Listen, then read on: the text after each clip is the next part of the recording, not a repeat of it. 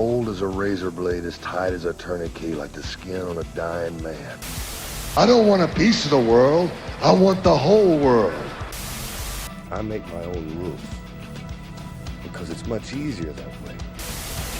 Trust me.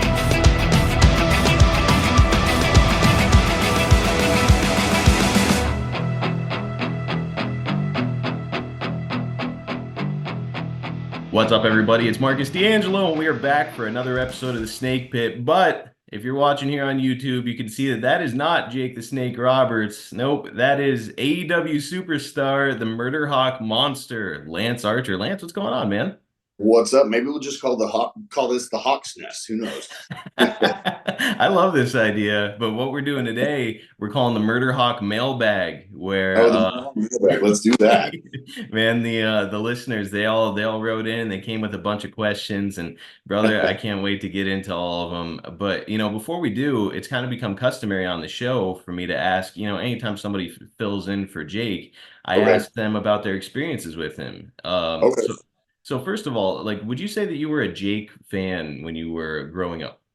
Well, see, I wasn't even, that's the crazy part about me and pro wrestling. I wasn't like a pro wrestling fan growing up. I didn't start watching pro wrestling until, the late 90s, like right when Sting took on the whole Crow persona. I was playing football in high school and college, and that was my focus. And I don't even remember exactly what caught my eye about pro wrestling. I think one of my earliest memories of pro wrestling, though, was when Taker locked the Ultimate Warrior in the casket, and he was, they were trying to drill holes in it so he could breathe because he was going to die. And I don't even remember why I saw or watched that or why that was ingrained into my memory. But then again, like I said, I didn't start watching wrestling on a consistent basis and becoming a fan of the business until Sting took on that Crow persona. And I just remember liking that movie, The Crow. And I don't know if it just came across the screen, saw an advertisement or whatever the case was. And then I started watching it. It became my Monday night ritual, on into college. Me and my buddies that lived in the dorm together, we would get together and watch Monday Night Raw. Even though I played football, you would think we'd be watching Monday Night Football. And I remember watching wrestling so much more than I ever watched football when I was, growing up and even when I was playing football. So I couldn't say that I was a Jake the Snake fan growing up because I didn't watch him wrestle, but then after I got into the business, I'd met him a few times, probably in some of his darker days. And then to be involved with him in AEW and see him in the good light that he has been in the entire time that, we've kind of been connected and working together has been an awesome, awesome experience. And, it's an invaluable, some of the advice he's given to me. I've seen him give to other people, at different times when AEW would go and tape stuff in Orlando at Universal Studios, his more specific job. If I was there, of course, he would come out with me and we would do our thing. But he was there to try to help the younger generation learn how to speak, because that's one of the greatest things that Jake can do is he can cut a promo and he can cut you deep with words that almost nobody else can do. And in the cool, kind of calm, snakish way that he does it. And, you did see some, I'll give credit to the Guns, to the boys, Austin and Colton. I saw them, biting his ear all the time, trying to get ideas on how they could cut their promos, and they'd bring what they had to Jake, and Jake would say, "That's really good, but let's try to do it this way, and you speak this way, and you speak that way." And their promo skills just skyrocketed from there because they went to him, and some people don't, but that's just how wrestling goes. Some people search out the advice and actually take the advice. And then there's a lot of ask holes, as we like to say it. Yeah. They like to ask a lot of questions, but have no intention of growing from those questions that they ask. So some guys will actually go out of their way to ask questions just for what? For appearance sake? I think it's appearance sake sometimes. I think it's, maybe their ideas, they'll go to that person and they think they'll get the advice they want to hear.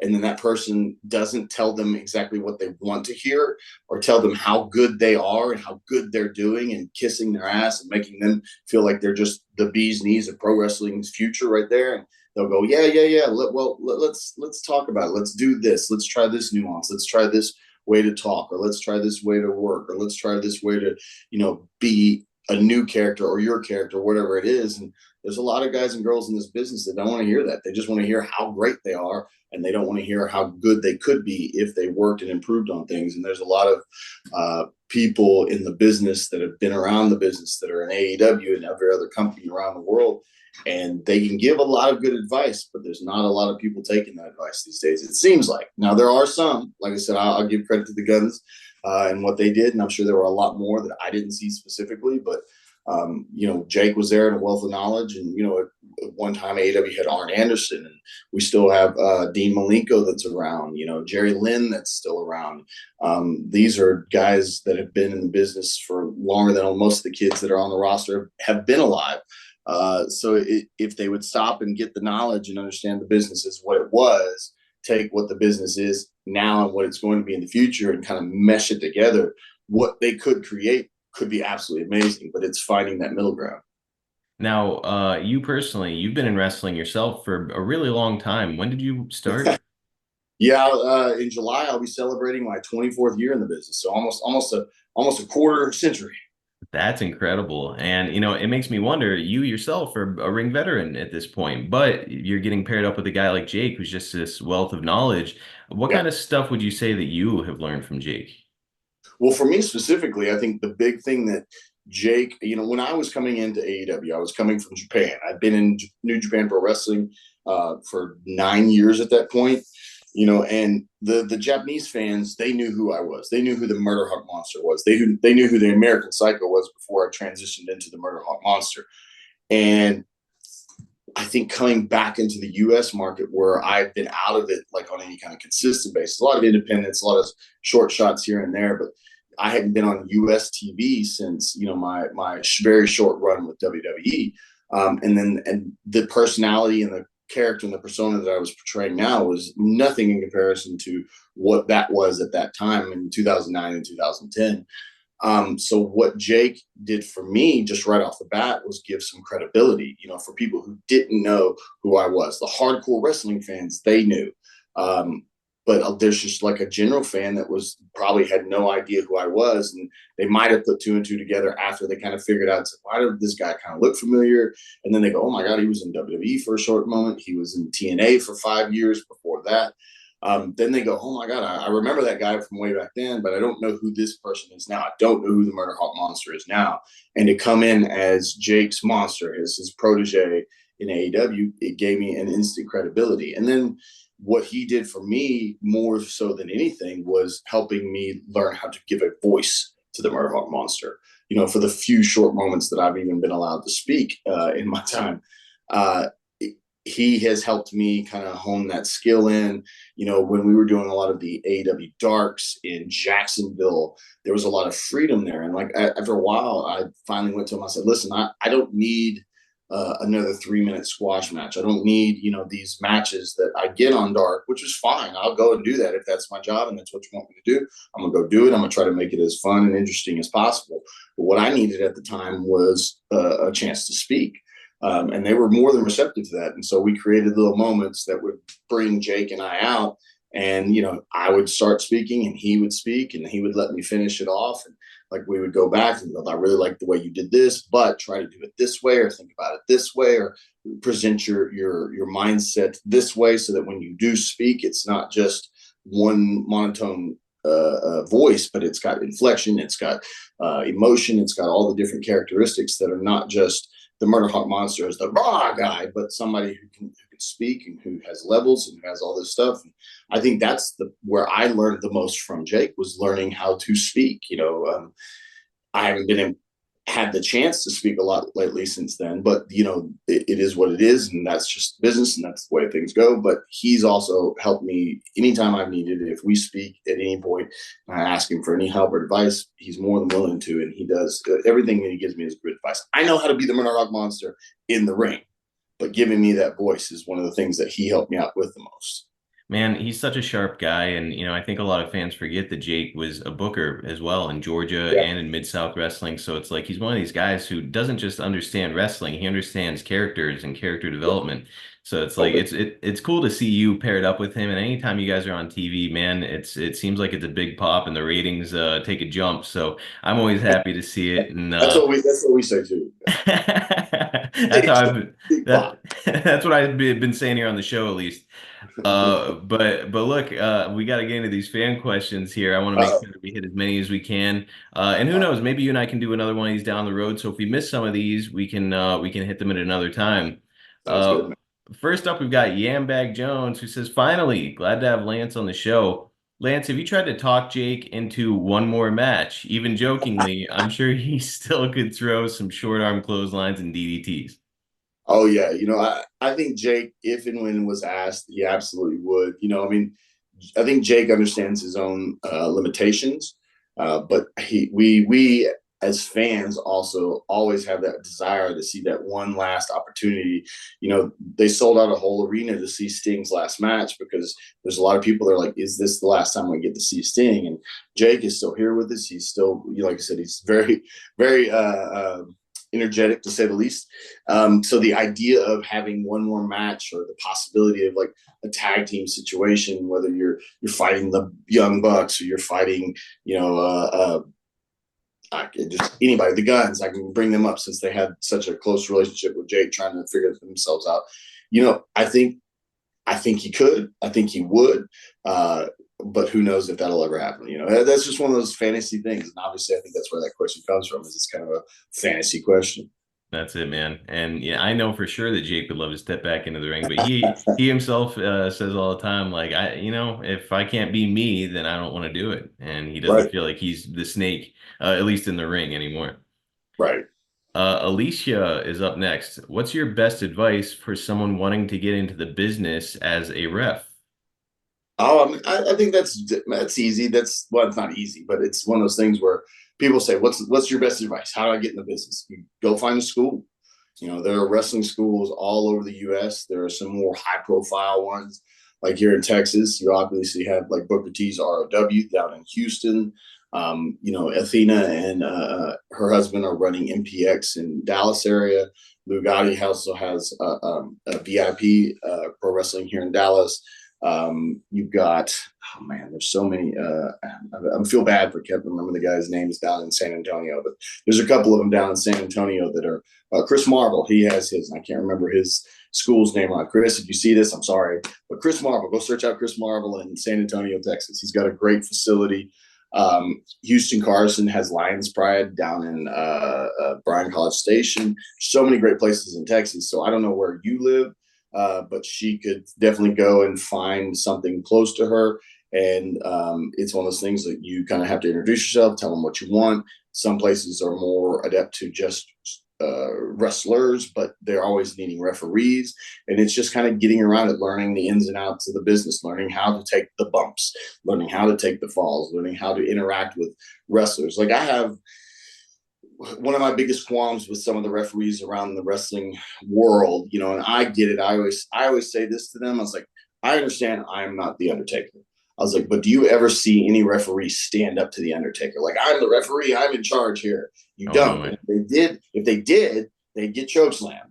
And so like when I have matches with my referees, whether it's from AEW or any of the independents that I work with, a lot of times I'll go to my referees and I'm like, work with me, help me tell my story of who I am to these fans. And if you're a referee, especially if you're so much smaller than I am, and I'm like coming at you, like I'm going to attack you or do something, and you're like, I'm the referee, and you're pushing me and stuff like that. It's like, then why should our fan base have any like fear reaction, or why should they respect me as like a fighter that somebody could get their head knocked off at any moment? If you as the referee, and I get it, and I respect your authority as a referee, and I'll respect that as you make your counts and as you tell me to get off of somebody and those things like that, and get back in the ring or whatever the case may be. But I always tell them, like, if I come at you, get the hell away from me.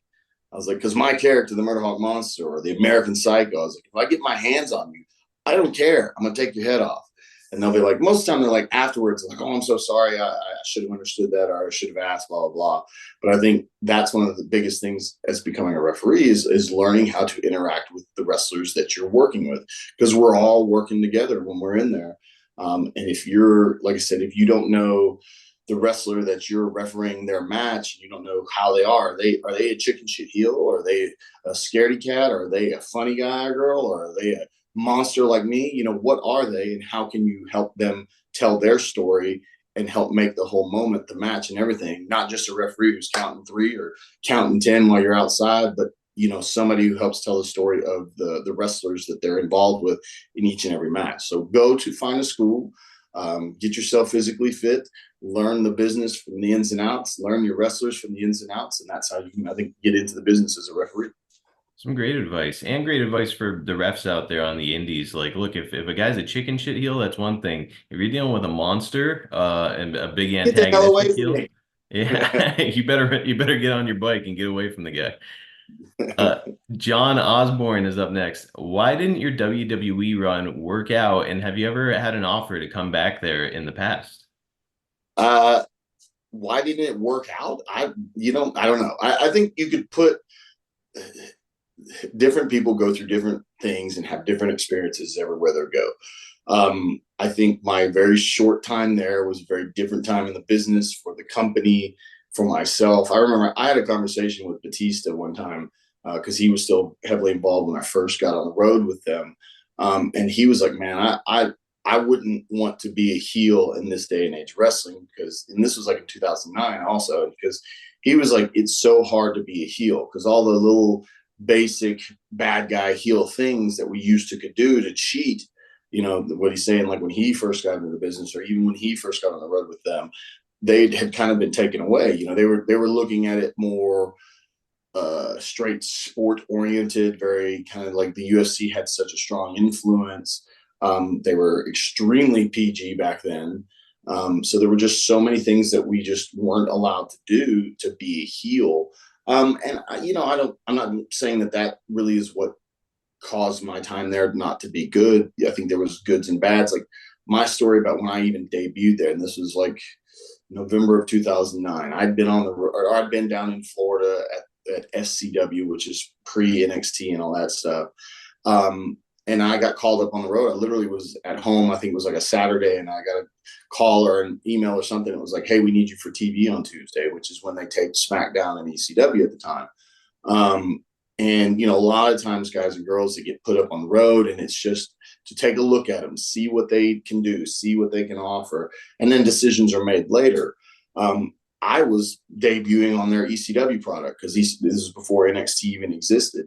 So I was debuting on their ECW product, and nobody had told me. And it wasn't until the morning of when Joey Styles, who was still heavily involved with the website stuff, he basically came to me and he was like, "Oh, hey man, it's good to see you on the road. I'll get all your information for your profile later." And I went, "My profile later?" And he goes, "Yeah, you're debuting tonight." I'm like, "Oh, okay." And then fast forward, we're at the arena, we're getting ready, and everything's kind of being set up and whatnot. And at the time, I had long hair, and I had like I had this very strong biker gimmick look going on. And this was something I'd been doing in FCW for a long time, or the 6 months I'd been there. And I remember being in the ring about 5 minutes before doors open. The former owner of the company, we'll leave it at that. You can figure out who that is. He and another guy who talks like this. Hey, kid, you know who I'm talking about? You know who this is? They were standing there talking to each other while I'm standing in the ring. I mean, it's literally like 5 minutes before doors are going to open. I mean, like the staff is coming in. They're seeing us all standing around there. They're literally about to start letting fans rush into the building. I mean, literally like 5 minutes before doors. And all of a sudden, the rescue man voice goes, "Hey, kid, come here." It's like, "What's up, man?" He goes, "We're cutting your hair." I go, "Okay, am I still on TV tonight?" And he goes, "Yeah, but go do it." And so they went and like sent me to the hair and makeup lady, and she started chopping at my hair. And like I had hair down to my butt almost, and like she chopped it up. And like they wanted to originally do like this weird like Bieber look, and my hair wouldn't do that, and I looked like I had a mushroom head. And but they did take me into the big boss's office. They were like, "Okay, how's this?" And he goes, "Yes, I like it. Get out." And it was just like, okay. Like, I always say they turned me into big guy number 3. And I debuted and I did my thing. And for a few weeks, it was going really fun and strong. And, then ECW itself shut down. Shelton Benjamin and I had a few fun, good matches, kind of had to the second last ECW show.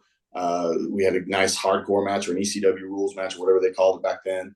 But then, everything kind of went on the shelf and I didn't know what was going on. And they put me on SmackDown, but I didn't do anything for like 3 or 4 months. And then Brian Myers, or Kurt Hawkins as he was then, like called me one more night when we got to somewhere Virginia or something like that. And he's like, hey man, he goes, you at the hotel? And I was like, yeah, you? And he goes, yeah. And I go, cool, man. Are you back on the road? And he goes, remember that angle I pitched like way back when you first showed up at the company? And I was like, yeah. He goes, well, they're going to put us together. And then it was like, okay, cool. And then the next day, they were like, we're going to film all these vignettes. We're going to do all this stuff that kind of helped start introducing you guys.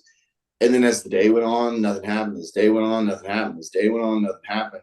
And then they're like, we don't have time to do that. So you guys just go like go do a dark match. So we did.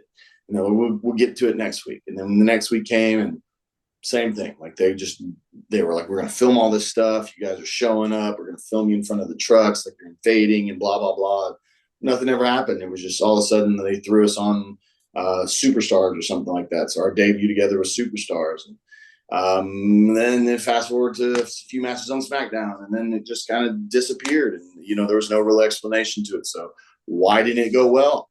I don't know. I mean, there's probably a lot of reasons, and somebody didn't like me. Who knows what the case was, but it just didn't. It was what it was.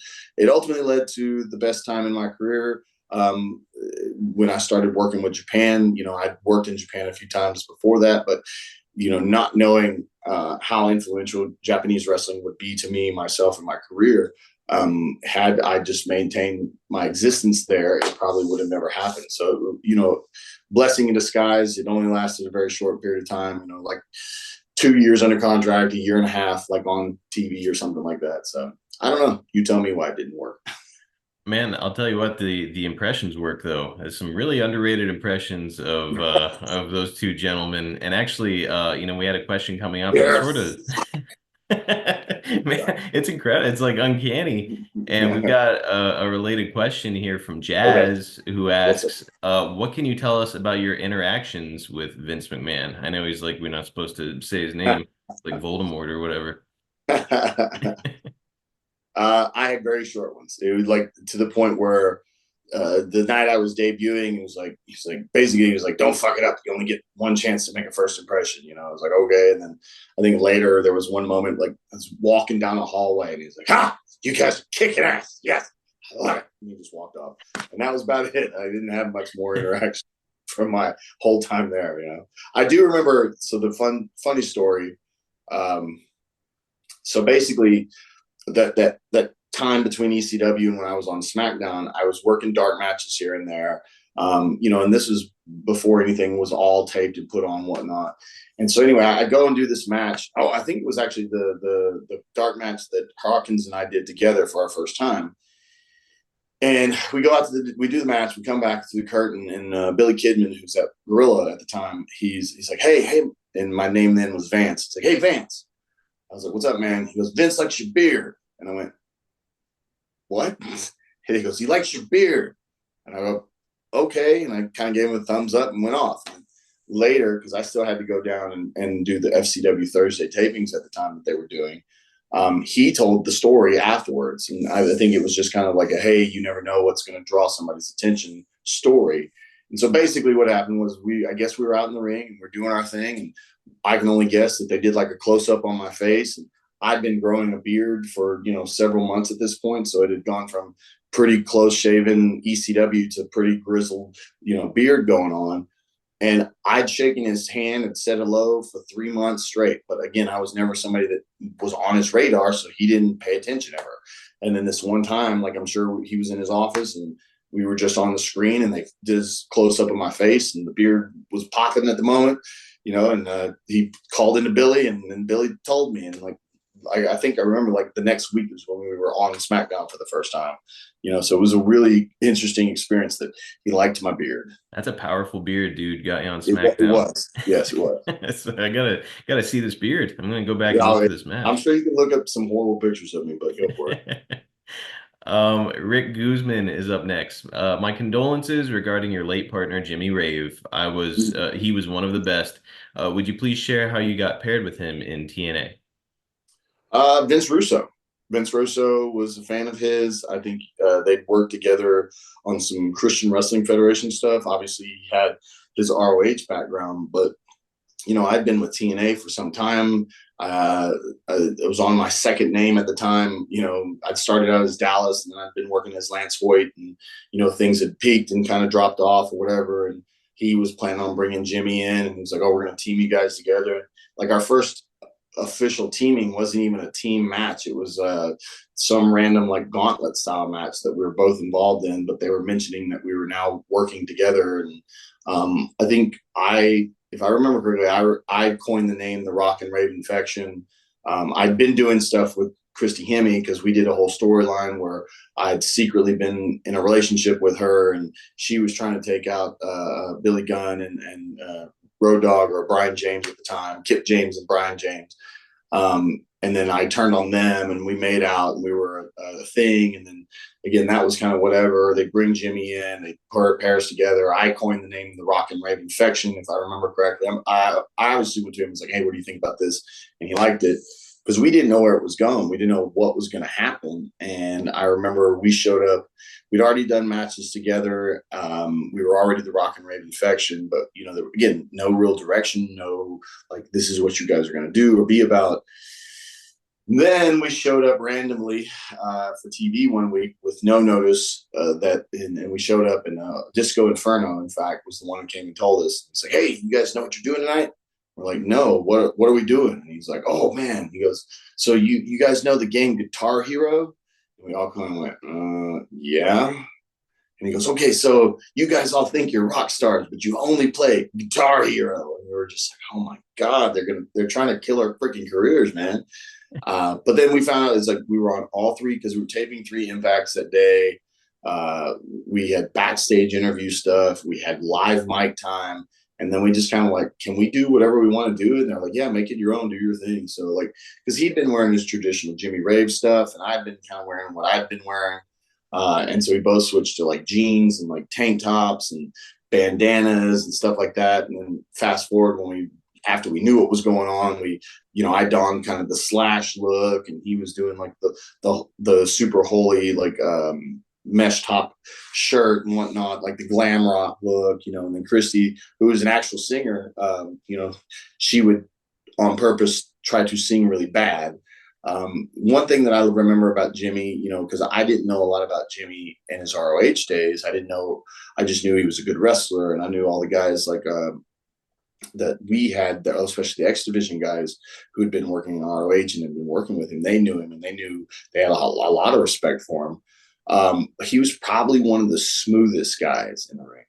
Like, his transitions from move to move, or when he was working with somebody and they were doing something to him or he was doing something to them, the transitions between those two things were just flawlessly smooth. And I remember, like, I could sit at the ringside, or I'd be at the post and watching him do this, and I'd be like, "Man, that's amazing. I can't do any there.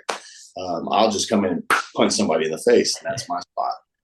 So I just remember him he was always a good guy. We didn't like hang out or anything like that. I know we shared the room sometimes, but he had his crew and kind of the way he did things. And I didn't really have my crew. Me and Monty Brown were best buds until Monty left and went on to the ECW product and whatnot. But it is one of those things, like, he was a very cool dude, very, I didn't know about the demons he had that led to his ultimate passing and whatnot. Maybe he had them under control back then, because I don't remember ever seeing him in any kind of like inebriated state. So I'm hoping at that time that's the case. It's sad that it became what it became. But again, in the ring, one of the smoothest cats I've ever seen. Now, if I remember right, I think that you and Jimmy Rave were involved in the last match that Chris Candido ever had. Is that true? I was. He wasn't. Okay. I think that was before he was with the company. So Gotcha. basically, that was the very first Lockdown pay-per-view that they did. And I don't even know if the company still does it anymore, but Lockdown at the time became an all-caged pay-per-view. Like, every single match was in the cage. I think the original idea was to have like 3 or 4 matches in the cage, and then they couldn't decide which match was supposed to be in the cage. And somebody piped up and was like, "Oh, let's just go all of them in the cage." So the basic situation was Candido was with the Naturals at the time, and I don't remember why he and I were randomly tagging, and we were facing like Apollo and Sonny Siaki. And the sad part was, like, I watched it happen. I saw him take the bump, take the fall, and it was just a very basic general fall bump. And I saw it, and I was like, that looked odd, because he was laying on his right side, and then he rolled to his left side. Then his foot came, and I was just like, oh my God. And I just slid in the ring, and they were, putting the boots to him. And I was just like, I took him off to the side. I got him off, and they pulled Candido out of the ring. And, the unfortunate reality, he had the surgery, but he didn't have like a walking boot on. He shouldn't have been moving around, but to his credit, like, he was very adamant about still being as involved as he could be with the Naturals and whatnot. And then ultimately he shouldn't have flown home, which he did, caused the blood clot that led to his passing. Man, such a shame. What a talented guy. Yeah. Did you get a lot of time around Chris backstage, or opportunities to pick his brain at all? Not me personally. Like I said, he was working with the Naturals a lot, so I think he spent a lot of time with them. But the Chris Candido, I remember, a lot of guys and girls in the business, especially back in the day, had a lot of substance abuse problems. And he did, and he wasn't shy about it. Him and his Tammy at the time, that they had problems, and he really cleaned himself up. So the Candido I got to know in TNA was a clean version of whatever he had been. And I didn't know that version, the bad version, the inebriated version. I only knew the Chris Candido that was always smiling, very happy to be at work, always willing to help anybody that, needed help or had questions or whatever. And like I said, because he was working with the Naturals directly, he spent a lot of time with them and helping them develop, beyond what they had already become. But again, the Candido I remember was just beyond happy, always pleasant. You said hello to him. He was always just big smile on his face, big handshake, hug if you knew him well enough. And so the guy I knew before he passed was a very cool dude. Next up, we've got Matt Dudek, who asks, who were his idols and what were his influences to start wrestling? So we kind of talked about your start of wrestling, but when you were watching it with all of your buddies in college, who were the guys that you gravitated toward? Oh, I mean, Sting was the guy who I watched. Like, he was the reason I got in the business, became a fan. And then ultimately when I had the opportunity to get in the business, obviously the Undertaker, and then, Jeff Hardy and those guys, because I always loved the very flamboyant side that Jeff brought. And when I say flamboyant, I mean, he was just very colorful. He was very like high energy. He had, the amazing move sets that he would do, the insanity that he had, jumping off anything and everything. Obviously the Taker with a little bit of the likenesses with the size and the moving and the abilities and things like that. And, just what Sting brought to the table, which was just iconic with the Crow persona, because I didn't really know the bleached blonde Sting. Like, I learned about that part once I became a fan, but I didn't see him. I didn't watch that. I didn't know about that Sting. So for me, like, watching him initially in the whole Crow persona, and then getting to work with him in TNA, and then obviously getting to work with him more recently in AEW. And I finally, I requested matches with him in TNA that never came to be. I'd asked, and they were like, oh yeah, we'll make it work. And it never happened. And then he showed up at AEW, and I think I remember asking again. I was like, listen, I don't care what it is, how it happens, what goes on. Please give me a match with him at some point. I did get a chance to have a few promo segs with him, which was really cool for me. And then fast forward right before, he retired, it was a multi-person match, but I did get to have that match and that moment, just him and I doing a woo off. And it was, for me, great. That's amazing, dude. Now, like, when you're first around Sting in TNA, presumably, it's kind of a weird thing in wrestling where it's like you want to be one of the boys and you don't want to come off like a quote unquote mark, but this is a guy that you watched and admired and grew up, kind of looking at. Did you come to Sting and tell him like, hey man, really loved your work and huge fan of yours, or did you just keep it all professional? Back then I didn't say anything, I just kept it professional. I mean, he filmed a little movie about his life, and I got to be a part of that. And I remember always saying, I got to be in that little movie, and I got to hit him with a chair. And if that's all I ever get to do in the business, I'm good with that. I'll be out. Okay. He was always super cool. I do remember like when I was transitioning from TNA into WWE and trying to figure out what I could and should do. He actually called me. I reached out to him, and he called me, and we had a good conversation, and he gave me some thoughts about what he thought I could do or should do. And he didn't really have a big influence there necessarily because he'd never worked there at the time. But he did have a lot of advice on what he thought I could do and should do to help advance myself and the business as a whole, getting there, because that was, the only other real option at the time on a big time scale. And so, he was nothing but cool. Like sometimes they tell you don't meet your heroes because they'll disappoint you. And as the human being that is Steve Borden, Steve never disappointed. Steve Borden never disappointed. He was always a cool cat. Incredible, man. You can't ask for more. Eddie. You could, but that'd be selfish. Yeah, I mean, it'd be nice if you got to like work a program with him or something, but what you got sounds pretty great. I think that's one of the biggest problems in my career. I've never been enough of a squeaky wheel. I've never been enough of an asshole to go to and just bug the crap out of somebody until they gave me what I want, So I never got that chance with them. Is that a thing that works in wrestling, do you think? Going to office figures and kind of bothering them or saying, hey, man, I have this idea for me. You know what I mean? Is that something that ever works? I've never done it, so I don't know. Oh, man. I have to say that I would think, yeah. I mean, I think I think that's just life, though. I think that's not just wrestling. I think, they always say, like I said, the old saying, the squeaky wheel gets the oil. And I've always kept myself nice and greased up, and oiled up, and baby oiled up. That sounds awfully weird. Don't take that the wrong way. So, I've always been a hard worker. I like to go out there and think that I've performed at top levels and hoping for that reward. And there are some people that go different routes, and I've never gone those routes, so I don't know. My brother Dominic D'Angelo, wrestling journalist, had a question. He asks, how did being a collegiate quarterback prepare you for the wrestling ring from a mental standpoint? What can you tell us about the transition from football to wrestling? So different.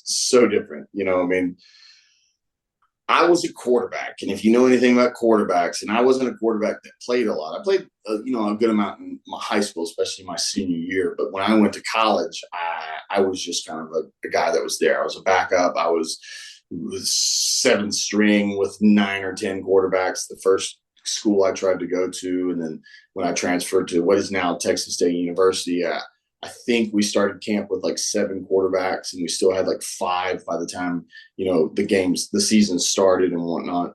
The quarterbacks don't get hit a lot. They're not asked to do a lot of physical stuff. It's more of a mental game. Yeah, you have to prepare yourself on a physical level to be able to play, but it's not the same as an offensive or defensive lineman. It's not the same as a linebacker or, even a running back or a wide receiver who, take the hits. Even in practices, they're getting hit pretty hard. In quarterbacks, we wore a pretty red jersey that told everybody stop. That's what red means. It means stop. If you've ever seen what's the movie with Keanu Reeves, the football movie? The Replacements. The Replacements, yeah. And the one dude who just kept nailing him, and he goes, red means stop. And he goes, oh yeah, I see red, and I turned like a bull. Like it was such a great scene. That was real. That's real. Like you had a red jersey on it. Even the low string quarterbacks were more or less protected because it was always that thought process. Like, if the quarterbacks start going down, where do we go? And if we're just beating the crap out of even our scout team kids, then what are they? They're not going to be ready to get in the game if and when we need them. Right. So I didn't take a lot of hits in football, especially in college. So preparing me for wrestling, I think the one thing that football and sports in general will teach anybody, especially if they're trying to get into wrestling or any kind of athletic activity, is perseverance, because not everything is going to go the way you want it to go. It's not going to be easy for everyone all the time. There's some people who just naturally step into the ring, step into the limelight, and everything just from start to finish is immaculately amazing. But for the vast majority of people, there's ups and downs, there's injuries, there's yeses, and there's more no's than there are yeses. There's, more pitfalls than there are mountaintops. And you have to be willing to go through those hard and dark times to find your way to whatever mountaintop that you're trying to get to. It's not a straight path. I've been fired. I got fired from TNA. I got fired from WWE, and I never got fired from New Japan, but there were times when they would use me a lot, and there were times when I would hear nothing and be sitting at home, and it would be like 4 months, and I'd be like, hey, do I still have a job? What's going on?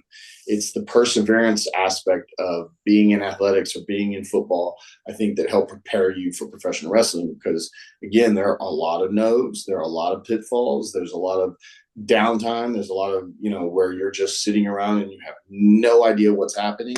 And then all of a sudden, that light switch is turned on to whoever is making those choices. And all of a sudden that rocket ship, as they say, is stuck up your ass and off you go. But you have to be able and willing to go through all the dulls and lulls and low times and hardships and pains and injuries and no's and, just the lack of understanding or knowing anything that's going on. And if you can do that, you have a chance. If you can say, okay, this is the direction I want to go, and then you hit a wall and you go, okay, I can go this direction, so I get around and go up and over and around and down and around through and all that stuff, you have a chance. If you can't, you won't. If you hit that wall as somebody who has no idea how to persevere through the worst of times, you'll never make it in anything, and especially professional wrestling. Man, like sports, wrestling, a lot of it's kind of like the same mentality as like Army, where it's like boot camp. Like, can you do it? Are you physically and mentally strong enough to withstand it? And that's honestly probably what separates people, right? A lot of trophies and footballs behind you. Are those yours? So I'm actually at my father-in-law's house, but I did play football. Okay. Tell him to come here and talk about this. So I'll take credit for it. Yeah, that's all mine. I did all that. All right, so Chad is up next, and he asks, what can you tell us about your experiences working for Jeff Jarrett in TNA? A lot of those ups and downs, like we were talking about earlier with the persevering through stuff. TNA was, when I first started, was great, and it kind of came again out of nowhere. I'd been trying to get into the company in late 2003, and I'd done a few of their explosion matches, which at the time were where they would bring in guys and girls, and they would work with signed contracted talent, and they would kind of take a look at them. But for the most part, we were just there to shine up their guys and girls. And I'd worked a few of those. Ron Harris, I think it was Ron Harris or Don Harris, one of the Harris brothers that used to run the backstage area, and we got put in a match. And I remember he had so many other things going on, because he was the guy that made sure the asylum there in Nashville was set up, and all the tickets were ready to go, and the concessions were ready to go. So he had 100 jobs, and then his last job was having a 3-minute squash match with me. And so I remember, we got together probably about 5 minutes before doors open, and he was like, all right, I want to do this, this, and this, and I've got this manager, and I want you to do this with him at this moment, and this, and this, this. You good? And I went, yeah, cool, man. And we went and did it, and it went great. So that was like my first one. And then I did a couple more, and then I was driving to Nashville, because we used to drive from Dallas to Nashville, which is like a 9.5-hour drive. This was, early 2004. So, we had cell phones, but we didn't have like constant access to your emails and everything like you do now. That's how old I am, brother. And I remember getting to the asylum in Nashville, expecting to be working another like explosion match, dark match, and where the explosion board was, my name wasn't on there. So at first I was kind of disappointed. I was like, oh, I came all this way and I'm not getting anything. Because the guy that I'd come with, who I'd been told that I was going to be working with, because they really wanted to take a look at him and I, he was on the board, but was with somebody else. And I was like, oh, Eddie's working with somebody else. I was like, I guess they're not with me. And then as I'm looking down the rest of the board, which I'm just looking to look, because not thinking I'm going to be on it, and it had Kid Cash, and my name at the time was Shadow. They ended up not using Shadow because of, I don't know why. And I ultimately, Dallas was born. And I was actually, I don't even know if I had a name the first night that I worked with Kid Cash. I was just like Kid Cash's relative. Like there wasn't even a definition. Like I wasn't his brother. I wasn't like a cousin. I wasn't a brother-in-law. I wasn't anything. It was like, just this, look at this big guy. It's Kid Cash's his relative. Of all the things they could say, like they couldn't come up with anything. I don't even think I had the name Dallas the first night. I might have, I don't know. But then it was like that night we had the match. It was like Simon Diamond and Sonny Siaki, I believe that was who we had the match against. and we were part of like a tag team tournament at the time because they were crowning new tag champs through a tournament. And I remember going out doing the match, and all went really well, and came back, and like Jerry Jarrett, who was still with the company at the time, like stood up and shook my hand and said some really positive things. And then Bob Ryder, who was, you know, highly influential within the company at the time, he was like, "So you want to work with us?" I was like, "Yeah." "What does that mean?" He goes, "Oh, well, let's work up a contract." And so we like went upstairs at the asylum, and on his laptop and a printer right there, he wrote up something like they had like a general contract, and we agreed to some terms which were very small.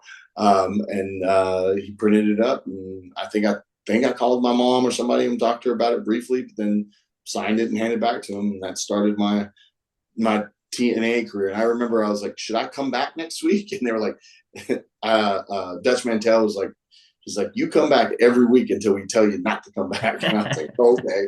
Guess that's how this worked to me. Well, when they put the tag titles on Kid Gash, and that was like a taped show because they did Wednesday lives, but for some reason we were taping a couple episodes, and like I remember winning the title, and they were like, I was like, "All right, who do I give this to?" And they were like, "You hold on to it." And I was like, "I hold on to it?" And they're like, "Yeah." And they were like, I was like, "Okay." And I took it home and like when we started flying, I remember basically like we had to fly from Dallas to Nashville to Orlando, and then we'd fly home. And Cash and I were still the tag champs at the time. And I remember like I flew with it and I checked it and everything. And somebody's like, "You checked the belt?" And I was like, "Yeah. What else am I supposed to do with that heavy ass thing? I'm not carrying it on the plane with me. Like, what happens if they lost it?" And my mind just went, "Oh my God, I have no idea. What if they lost it?" Like, "Yeah, you never checked the belt, kid." And I was like, "Oh, okay, I'll never check the belt again." So from then on, if and when I was a champion anywhere, I never checked belts. So now I understand why guys, when they lose titles, they're like, "Oh, I'm not happy I'm losing a title, but I'm happy I don't have to carry this big ass thing around anymore." That is what everybody says. Like, "Oh man, it's just another heavy thing I got to put in my bag." They're so heavy. They're so heavy. And if you're somebody who has like a lot of gear or big boots or, you know, a bigger jacket or anything like that, well, you have to start like taking that stuff out so that you can carry this belt. And I've seen a couple guys like still like just carrying the belt because they didn't have any room in their carry-on. So it's like, all right, do what you do, show it off, floss it, man. But man, walking through an airport carrying a belt, oh boy. Yeah, That's talk about looking like a mark. yeah. What about Jeff Jarrett personally though? Like, you know, he's a wrestler, so he's one of the boys, but he's also Right. kind of walking a weird line where he's the owner. So it's Yeah. what was it like being around him? I mean, he was always cool to me. I didn't have any like real matches or interactions with him. When the height of the Hoytomania stuff, when we were in Orlando, we did have a few moments where we'd have like mixed tag matches and stuff, and like he would team with Monty Brown, and I would team with like Jeff Jarrett or Jeff Hardy or something like that. So we had moments like that where we worked together. But again, because he was kind of running the company, he had so many things going on. Always cool to me, always very personable. I never personally had any issue with him whatsoever. I mean, I know everybody has issue with somebody in this business, and he was always cool to me. Like we had a very small conversation, like when I very first started. It was just, I think, him kind of trying to get to know who I was, and it was a cool little moment. And like I said, because he had so much going on as far as being an owner at one point, and being the booker at another point, and also being one of the talents on the show. He had so many hats on, you know, trying to make sure that TNA was something special, which it was, especially. You know, so we didn't have a whole lot of times, but, you know, we'd see each other because everybody would usually hang out at the Orlando Ale House and eat, and then we'd go back to the DoubleTree and hang out, you know, and it was kind of a cool vibe that way. And once you were kind of there, it was more relaxed, less, you know, business oriented and more just friendly and stuff like that. And, you know, I would see him and we'd say hey, and we'd shake hands and we'd whatever, hug, and everything was cool. So never had a lot of interaction with him outside of the ring, or excuse me, the office at the Universal Studios. But everything that we did have interactions live was always cool. Yeah, Jeff's a good guy, and it's cool to see him there working in AEW now as well, and still working at a high level. He's still good. Yeah. Looks amazing too. Yeah, whatever he's doing, keep doing it, Jeff. Right. Jason K is up next. Where did Everybody Dies come from? uh, I think I just started saying it when I was in Japan. Now knowing, blanking right now. He just passed away. Used to say everybody dies all the time. Was he the sumo guy? No. I'm not talking Japanese. He's an American guy. Oh, okay. We're both blanking. Oh shit. Yeah. Yeah, I got nothing. I feel bad for that one too. Somebody actually said it this weekend. They were like, "Oh man, thanks for the nod to him." And I went, "Oh, I felt bad because I didn't take it from him. I wasn't trying to copy him. I just started saying it when I was in Japan. You know, I was transitioning from the whole American Psycho thing, which a lot of my interviews would end with, you know, I'm the American Psycho and I'm the one you should be afraid of. And then I adopted the Murderhawk Monster, and I was like, well, Murderhawk Monster, murder. What is murder? Everybody, that people die. They kill people. It dies. You know, so everybody dies. You know, that was kind of, I think, my mental process with coming up with saying that. And so it was one of those things, like it just kind of started rolling off my tongue and saying it, and it became something that I said in the music that was created for me. And so, you know, it's the whole Murderhawk Monster thing is just kind of a fun thing to say. Everybody's like, what the hell's a Murderhawk Monster? And I'm like, I don't know, it's just fun to say. You know, it kind of came from the hairstyle, because it was the original version was a much more big version of my hair. I think there's a picture behind me. I can't really, I don't know if you can see it. Like a big braid, almost like mohawk, No, if I it was remember braided. right. It wasn't braided. The original Oh, version wasn't braided. It was like, it was just a big poofed up thing. I couldn't make it stay that way. Like I debuted the look. New Japan did the G1 Climax in Dallas, Texas in 2019, and I just kind of decided I'm going to try to go all out, change the image, change kind of the namesake and whatnot. And so that version was like something that I couldn't do. Luckily, the stylist that created it was at the show, and he actually came backstage and helped me make it look the best it could look. But then once I went to Japan, I was like, I can't do this. I'm not a hairstylist. I don't know how to make it nice and poofy and look all crazy and cool. So I had a wrestling fan. She was a stylist, and I asked her, I was like, can you do like the French braid down the middle, you know, the cornrow braid down the middle with it? She's like, yeah, I can. And that's when that started. And then when I got back to the States, I found somebody who could braid, and we started adding in all the cool colors in the hair and whatnot.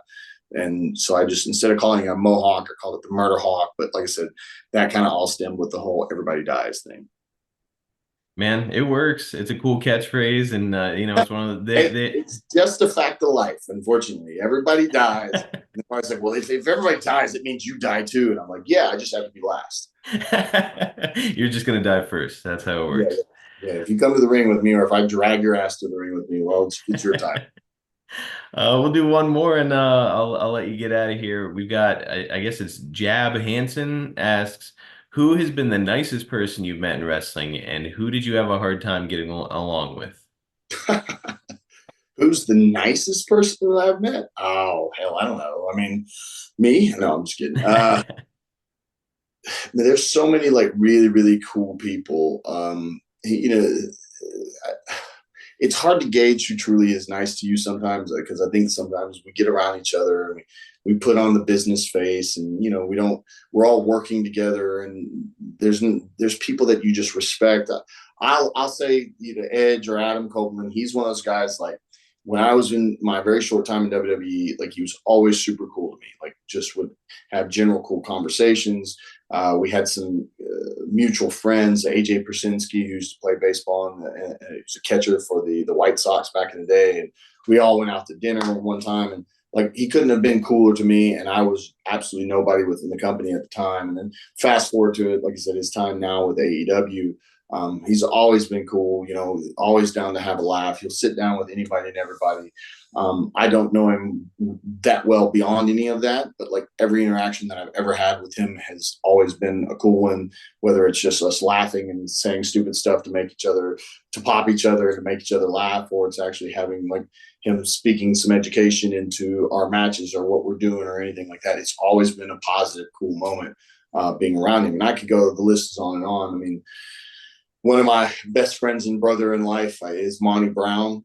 Still communicate with him to this day. And, you know, we had very much a brother relationship where we just constantly gave each other crap and, you know, dogged each other out, said the most awful things we could to each other, but it was in the most fun brotherly way that, you know somebody or have somebody in your life like that, you know exactly what I'm talking about. Yeah.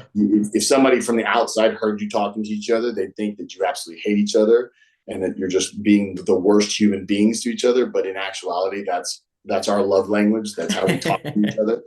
And he's one of the best human beings that I've known in my life. And as far as people that I don't get along with, I never really bothered myself with that. If I didn't like somebody or I didn't get along with them, you know, I would, if I saw him, I would say hello to him, just because, you know, in my opinion, every human being deserves that basic amount of respect. But then I would just not interact with them. Like when people start saying they hate people, I'm like, that takes too much energy, man. Yeah. Like I'm not going to hate anybody. I don't have time for that. I got too much other stuff going on in my life. I've got to get things going in the directions that I wanted to go in. And people who take time to be petty or to hate on somebody or to plan out negative things towards anyone, you're screwing up your own life by taking that much time about one other person who probably doesn't even care about you that much. So as far as anybody that I didn't get along with, there's just never been that person, because I've never allowed it to be, you know. I mean, it's just, again, if somebody has a problem with me, they've never told me to my face, and it's never become a problem in the ring. And I think that's because they don't want me to hit them back. And so I've never really had a problem with me. I can't picture anybody not getting along with you. You seem like a great guy. And dude, this has been a blast I having think it you on the will. show. I just know. Jake has taught me well.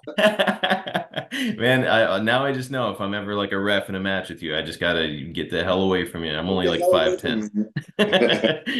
But look, it's what a blast. We missed a bunch of questions, so I would love to have you on to do this again sometime, man. Yeah, absolutely. I had a lot of fun, man. That's awesome. Yeah, we will do it again sometime soon. We'll catch you guys next time right here on the Snake Pit. Remember, everybody dies.